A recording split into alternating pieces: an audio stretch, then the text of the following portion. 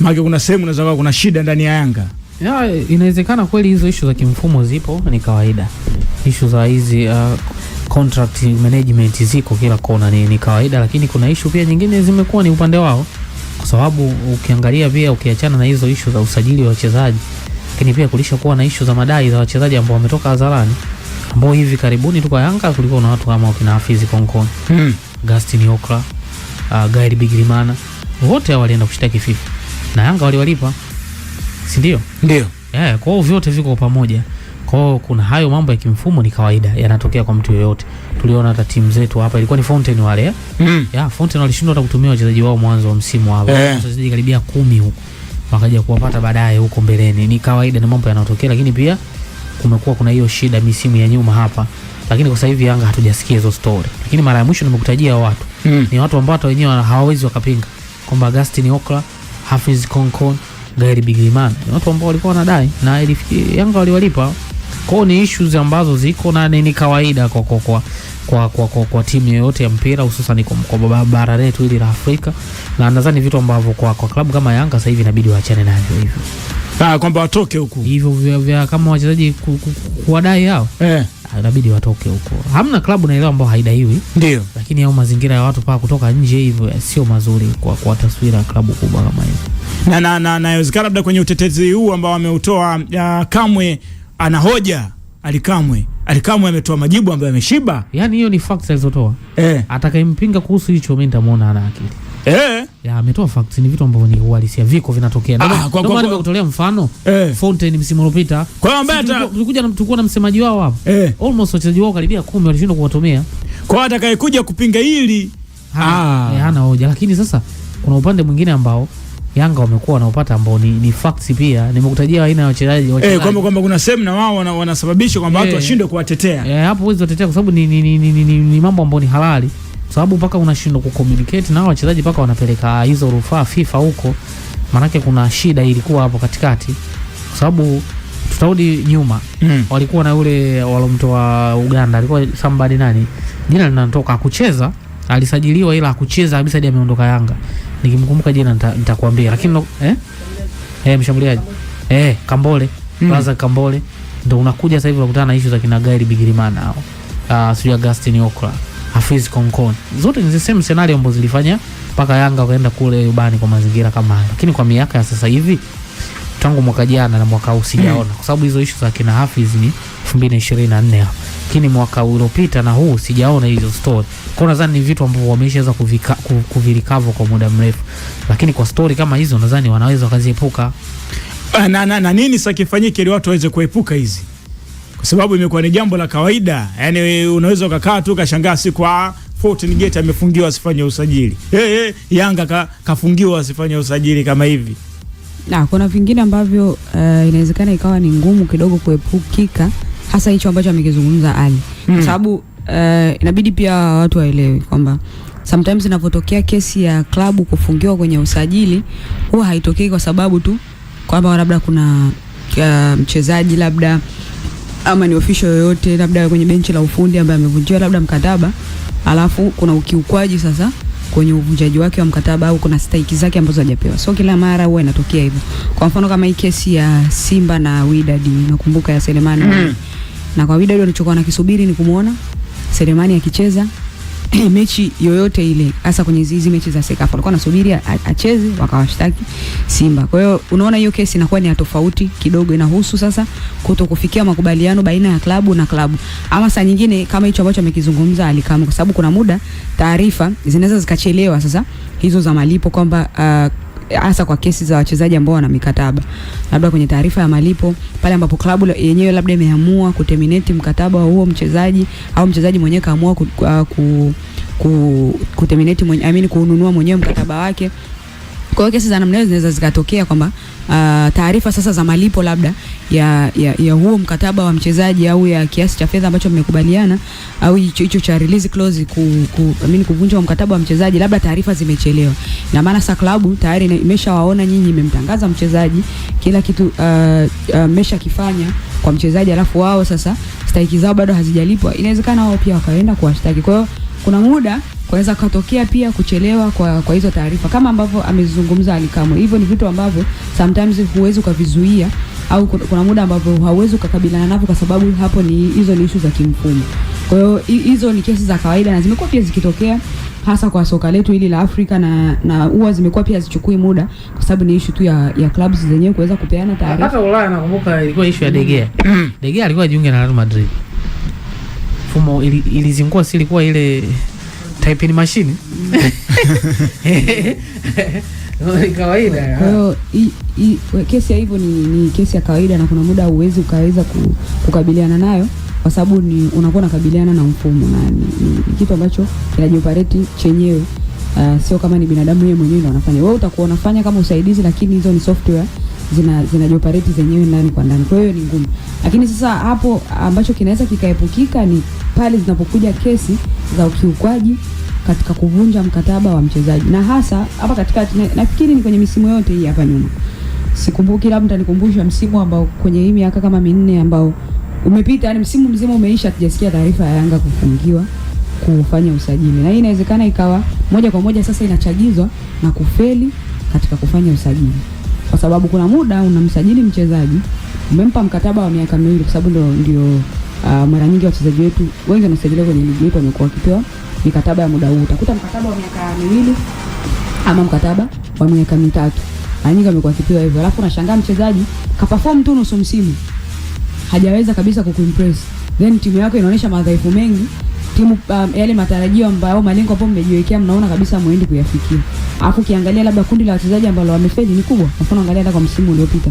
Unaangalia kundi la wachezaji ambao wamefeli Yanga hasa wa kimataifa ni kubwa kuliko hata wachezaji ambao walisajiliwa wakafaulu kwa msimu uliopita. Kwa hiyo kuna mwili inakubidi sasa wewe uweze kuwatoa wale wachezaji, kuwavunjia mkataba waondoke ili uweze kuwatoa kwenye mfumo ili dirisha dogo la sasa linapokuwa limekuja uweze kufanya sajili za wachezaji ambazo utaweza kuingiza kwenye mfumo moja kwa moja, hasa kwa wachezaji hao wa kigeni ambao namba yao lazima iwe ina limit kutokana na sheria za mamlaka za soka. Kwa hiyo kuna muda unakuta unavunjia mikataba wa wachezaji wanaondoka. Then sasa kuna stake zao ambazo haujawalipa. Kwa sababu kuna mchezaji mwingine ambaye anaweza kulingana sasa na vipengele ambavyo mliwekeana kwenye mkataba, labda mkataba wake ulikuwa ni wa miaka 2, kacheza labda nusu msimu, kutoka ligi ilipoanza sio ni mwezi Agosti mpaka Januari, umevunjia mkataba akaondoka. Kwa hiyo anachokifanya, labda mliwekeana makubaliano kama ikitokea tukashindwana hapo katikati, nitakachokifanya ni kuhesabu mshahara wangu wote ambao utakuwa umebakia kwa hiyo miezi yote imebaki kwa huo msimu ambao utakuwa bado hujatamatika na huo mwaka mwingine mzima ambao utakuwa umebakia huko. Labda unakuta kuna wengine ambao unakuta labda mnakubaliana na klabu, labda sign on fee yako itakuwa labda ni milioni 200. Kwa hiyo kwenye mwaka wako wa kwanza wa mkataba tutakupa milioni 100, then huu mwaka wa pili tutakumalizia. Kwa hiyo unakuta sasa mchezaji lazima kile pia nacho akihesabie kwenye hizo stake zake ambazo atazihitaji azipate, labda mshahara pamoja na hiyo sign on fee yake ambayo bado nini hamjamalizia. Kwa hiyo unakuta kuna wachezaji wengine sasa ambao mmesha wasajili mnaoingiza kwenye mfumo, huyo mchezaji yeye bado hamjamlipa kile ambacho yeye alistahili kukipata kutokana na kesi ya yeye kuvunjiwa mkataba. Moja kwa moja kishaona hivyo, tayari wachezaji wana management zao zinawasaidia wachezaji wanakwenda kufungua kesi huko kwenye mamlaka za juu kabisa za mpira, ndio unakuja kukuta mara nyingi hii kesi hizi ambazo amezungumza Ally Kamwe, naamini hata kama zipo labda zimetokea msimu huu au ni kwa uchache sana, lakini most of the time ambapo timu zetu nyingi za ligi kuu zimekuwa zikifungiwa, hata Fountain Gate washakutana na kesi hii ya style hiyo, ni kutokana na kushindwa kumudu au kutokufikia matakwa ya kimkataba, hasa pale ambapo mnakuwa mmeterminate mkataba wa mchezaji. Tena at least kwa timu kama Yanga, kwa sababu unajua kabisa kwa Yanga kumlipa mchezaji kumlipa mchezaji stake zake pale ambapo wamevunjia mkataba, unajua kabisa hicho ni kitu ambacho wanakiweza, kipo ndani ya uwezo wao. Watachelewesha tu, lakini ni kitu ambacho wanakiweza. Tofauti na hizi timu zetu zingine za kawaida wakina Fountain Gate, unakuta wamesajili wachezaji wa kigeni 10, wachezaji wa kigeni 11, msimu umeisha, imeshindikana, umevunjia mkataba wa wachezaji hata 6. Mwisho wa siku wewe una huo ubavu. Na ndio maana unamuelewa sasa hivi hata rais wa shirikisho kutaka qualifications za mchezaji wa kigeni kusajiliwa ndani ya ligi, kwa sababu unaweza kujikuta umesajili kundi kubwa la wachezaji, mradi tu kwenye ukoo wake kuna Dumbia, mradi tu kwenye ukoo wake kuna Diomande, mradi tu kwenye ukoo wake kuna Dembele, sijui kuna Onana, tayari wewe umeshamsajili. Lakini uangalie jana quality ya kuja kucheza ligi kuu. Kwa hiyo kwa sababu umemsajili kutokana na jina hilo, labda una urafiki na wakala ambao anamiliki huyo mchezaji, anamiliki labda wachezaji kutoka labda ukanda fulani wa soka hapa Afrika, unaleta kwenye ligi. Mwisho wa siku sasa wanashindwa kufikia matarajio na kubidi wewe uvunjie mkataba, alafu unashindwa kuwalipa. Na nafikiri kesi hata kuna msimu pia walikuwa nao TRA, na nakumbuka huo msimu, ule msimu ambao ulikuwa ni Tabora United, na nakumbuka ni msimu ambao Christina Mwagala alitoa taarifa kwa umma nyingi sana. Yaani ukiko kimsikia Christina Mwagala unajua anakanusha. Alikanusha sana ule msimu kwa sababu ya hizi kesi. Kwa kidogo tu miezi mingapi unasikia Tabora United wamefungiwa kutokana na unasajili kundi kubwa la wachezaji, mradi tu uonekane umesajili wachezaji wa kigeni, lakini unakuta wana uwezo mdogo. Mwisho wa siku unalazimika kuwavunjia mkataba, afu sasa ukiangalia wewe uwezo wako ni tofauti na hawa Giants. Kwa hiyo kwanza ni kitu cha kawaida kwa klabu kudaiwa, lakini haiwezi, kuna muda ukawaida unakuwa haupo tena pale ambapo inakuwa sasa ni mara kwa mara, hasa kwa klabu kubwa kama Young Africans. Kwa hiyo ni vitu ambavyo wanaweza wakavipunguza directly kwa kupitia kuwalipa hao ambao wanakuwa wanawadai stahiki zao pale ambapo inakuwa ni kesi ya tofauti na hizi za kimfumo, ni kesi ya kuvunja mkataba wa mchezaji au official yote wa klabu.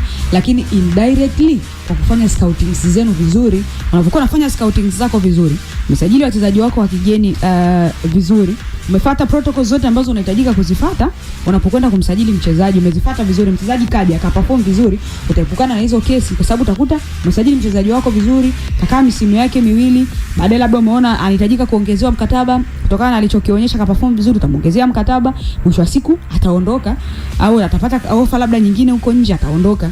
Lakini kwa sababu gani utakuwa umepunguza indirectly? Kwa sababu umefanya scouting yako vizuri, umefuata procedures zote zinazohitajika kwenye kumscout mchezaji, profiling yake umemprofile vizuri kulingana na falsafa ya uchezaji ya timu yako au ya kocha, nini ambacho anakiamini. Then mwisho wa siku sasa unakuwa na kundi fulani la wachezaji wa kigeni au hata wa ndani ambao umekuwa umewasajili, kwa sababu hizi kesi sio tu za wachezaji wa kigeni, sometimes tokana pia na wachezaji wa ndani. Nayo hiyo unakuwa na wachezaji wako ambao umewasajili ambao ni wazuri, wanaperform vizuri, unakuwa haulazimiki kuvunja mikataba kwa sababu umesajili wachezaji wengi wa kawaida. Kwa sababu ukiangalia hizi kesi kwa Yanga zimeshamiri sana hii misimu ambao wamefeli sana kwenye sajili. Ndio unaingia hapo kina Bigirimana, sijui anaingia hapo, sijui kina Kambole, sijui wataingia hapo. Kuna mchezaji mmoja pia mzawa, sitaki kumtaja, lakini naye mchezaji fulani ndiye aliperform sana. Kuna kocha fulani alikuja, alipewa sana nafasi, aliaminiwa. Alipokuja kocha mwingine akapigwa chini, kaonekana kama alikuwa na upepo zaidi wa kocha mmoja. Lakini zimetokea sana hizi kesi kulingana na kwamba umeshindwa kufanya scouting nzuri, msajili wa wachezaji ambao wameshindwa kuingia kwenye mfumo, wamefeli. Kwa hiyo inakulazimu wewe kuwavunjia mkataba waondoke. Na sijajua kwa hawa wengine ambao walifeli kwa msimu uliopita na wao imekuwa vipi kwenye wamemalizana, labda sababu unaweza kushangaa msimu umeenda katikati hapo na sasa taarifa nyingine wamefungiwa. Kwa hiyo ni kitu cha kawaida sana. Haipo klabu ambayo ni timu nyingi tu huwa zinajiendesha kwa madeni, tena sio Afrika, hapa ni duniani. Lakini sometimes kuna vile vitu ambavyo ukiona vinaweza kuepukika, basi unaviepuka kwa sababu sio nature ya timu kubwa. Ndio maana hizi kesi mara chache sana kuzisikia kwa Simba, ni nadra pia kuzisikia kwa Azam FC. Kwa hiyo kwangu ni kitu ambacho huwa nakiona tu ni cha kawaida, lakini pia ambacho kinaweza kikaepukika. Kwa hiyo kwa upande wa Yanga kwenye hili, yawezekana kwenye hili lina kuna CV inashusha hii yani kurudi yani mara nyingi. Sidhani kama kuna CV kubwa inashuka, kwa sababu naona imeshakuwa kawaida kwa hivi vilabu na especially kwa Yanga, lakini pia haionekana labda kuwapa madhara yoyote, sababu imekuwa kile kitokea unakuta wanakuja wanaendelea na mambo yao. Yalijia kutokea dirisha hata moja ambalo walifungiwa afu madhara yakaonekana moja kwa moja. Kwa hiyo inawezekana labda kwao ni strategy, labda kwa muda huo wanakuwa wanajaribu kubalance mahesabu yao, kuona namna gani labda mchezaji mpaka push mwenyewe afu ndo waweze kumlipa, au muda huo wajikuta labda wanatafuta maybe wadhamini au wanatafuta vyanzo vingine vya fedha, sijajua. Lakini so far sijaona kama imekuwa na madhara kwa upande wao kwa namna yoyote ile, kwamba labda ukisema ile taswira inachafuka wapi. Sio watu wanakuwa naona tu kwamba wakiona kama hivi ishi, kwa mfano jana imeibuka tu watu kama ni Yanga yani watu washatengeneza ile notion kwamba Yanga huyo kweli anadaiwa huyo. Ndio nasema, yani of course hiyo inakuwepo, lakini haina impact direct kwao. Inawezekana impact kwa vilabu hivi vidogo kama alivyosema Hamisa hapo, kwa sababu ile impact ya kufungia usajili unaiona kabisa kwa hivyo vilabu kwamba kuna dirisha linaenda. Sasa unaona Fonte tulikuwa tunasema hapa anashuka daraja, umesahau? Sasa ndio hiyo, labda siku inaweza katokea Yanga ikangangania mpaka amekuja raundi ya pili ndo kaja kupindua meza mpaka ije itokee, lakini kwa sasa hivi ni kama ishakuwa ni kawaida kwao, yani kudaiwa hivi na nini ni kawaida. Labda kama ingekuwa FIFA labda wana sheria yao kwamba ikitokea labda klabu imedaiwa labda kwa misimu labda mingapi mfululizo, labda mitatu, miwili, kuna muda utafungiwa kabisa kusajili, hata kama utalipa hicho haya madeni ya watu ambao unadaiwa au hautolipa utafungiwa, ni lazima ufungiwe, lakini sheria ipo hivyo kwa FIFA. Kwa hiyo kisha clear tu unaendelea na kufanya usajili. Sawa, ni Yanga na issue yao ambayo iliibuka usiku wa jana kwamba wamefungiwa kuweza kufanya usajili, lakini kubwa zaidi ufafanuzi umewekwa bayana na kila kitu kipo sawa, na wanakuambia kwamba bado yani Jumapili wanashusha chuma kingine. Chuma cha Jumapili unakijua? Kesho. Nitasema kesho. Kesho. Wa kigeni ni mzawa. Sawa.